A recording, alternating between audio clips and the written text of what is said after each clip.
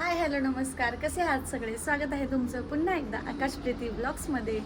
तर आजच्या दिवसाची सुरुवात माझी नेहमीसारखीच झाली. नाश्ता वगैरे केला, त्याचं आवरून दिलं, त्याला झोपी लावलं आणि मी स्वतः पण एक झोप काढली आणि मग मी ब्लॉग स्टार्ट करते आहे. कारण मला सकाळच्या गडबडीमध्ये मला ब्लॉग होतच नाही.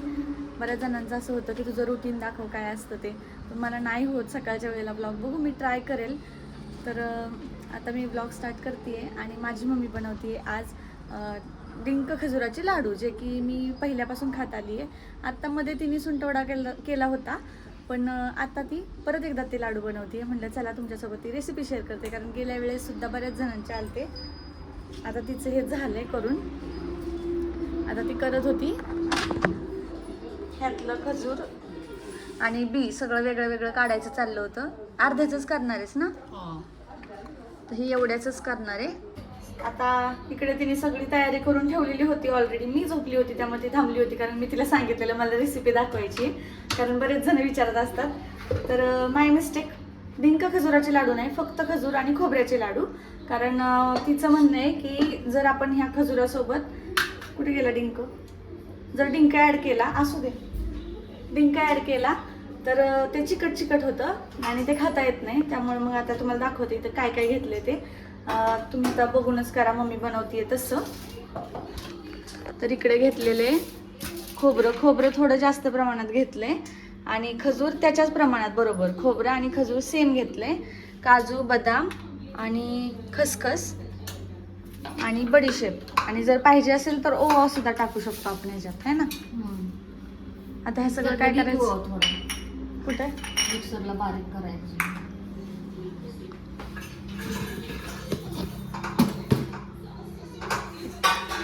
तो उठला वाटतं, मी येते त्याला बघून. आता हे सगळं मिक्सरला एकत्र बारीक करते ती.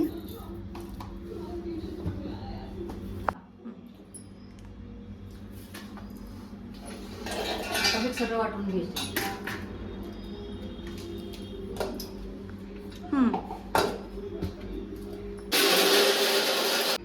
आता इकडं खजूर राहिलेत अजून. हे सगळं बारीक करून घेतलंय. आता काय टाकायचंय?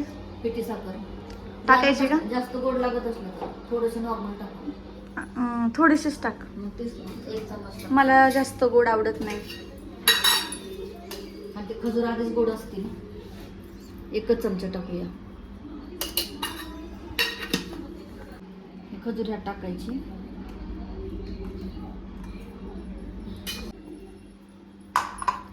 परत वाटायचं. ते तुपात पण भाजू शकतो.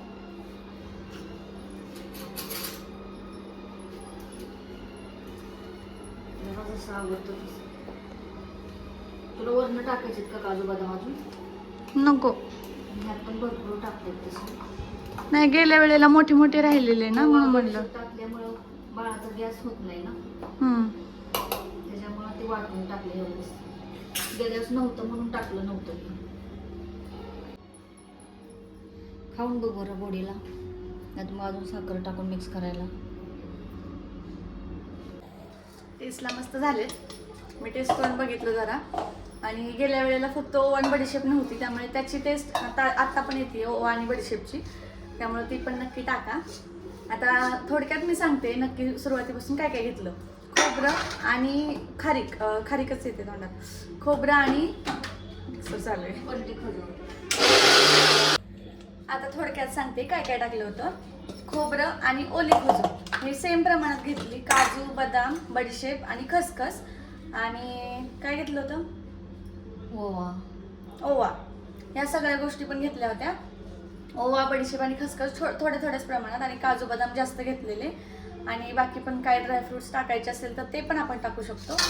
आणि हे सगळं थोडं थोडं करून वाटून घेतलं, कारण एकदम सगळ्या गोष्टी वाटल्या जात नाहीत, म्हणून सेपरेट आधी वाटून घेतले. आणि आता त्याचे लाडू बांधते. 1 चमचा फक्त पिठी साखर टाकली होती, कारण ओले खजूर ऑलरेडी गोड असतात, त्यामुळे जास्त गोड आवडत नाही. ज्याला जास्त गोड आवडत असेल त्यांनी अजून ॲड करू शकता. आणि हे इतके इझी आहेत ना बांधायला की त्याला तुपाची पण गरज नाही आहे. तुम्ही बघू शकता इकडं.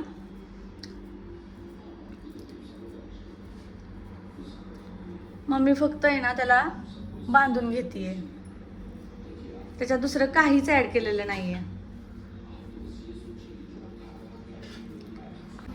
आता सगळे लाडू बांधून झालेले आहेत. मम्मीने थोड्याशा कमी प्रमाणात केलेत, कारण मला ते जास्त दिवस ठेवलेले मला नाही खाऊ वाटत, त्यामुळे हे थोड्याशाच प्रमाणात केलेले आहेत. तरी एवढे झालेत आणि रोजचा मला एकच जाऊ शकतो. मम्मी भांड्यांचा आवाज येईल. तर तुम्ही सुद्धा बघा, नक्की एकदा ट्राय करून बघा. आणि ह्याच्यासोबत मला सुटवडा पण असतो खायला, त्यामुळं मी रोजचाच एकच खाते लाडू. हे सगळे लाडू मी प्लॅस्टिकच्या ह्याच्यामध्ये भरून माझ्याजवळच ठेवणार आहे, कारण मला जसं भूक लागेल तसं मी खात असते दिवसाचं. इकडे राहिलं ना तर मी अजिबात खाणार नाही.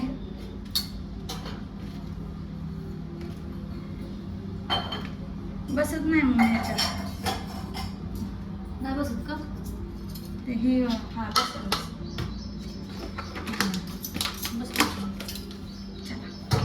आजच्या लाडवांची रेसिपी तर झालेली आहे. तुम्ही पण नक्की ट्राय करून बघा आणि कसे झालेत तेच मला कमेंटमध्ये सांगा.